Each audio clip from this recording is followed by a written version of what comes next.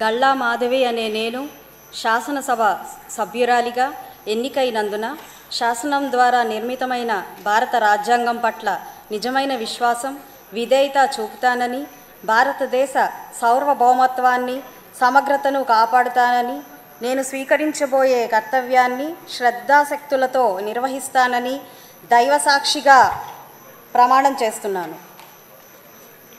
ఆంధ్రప్రదేశ్ శాసనసభ సభ్యురాలినైన గల్లా మాధవి అనే నేను సభ నియమాలకు కట్టుబడి ఉంటానని, వాటిని అనుసరిస్తానని, సభ మర్యాదలను పాటిస్తానని, సాంప్రదాయాలను గౌరవిస్తానని దైవసాక్షిగా ప్రమాణం చేస్తున్నాను.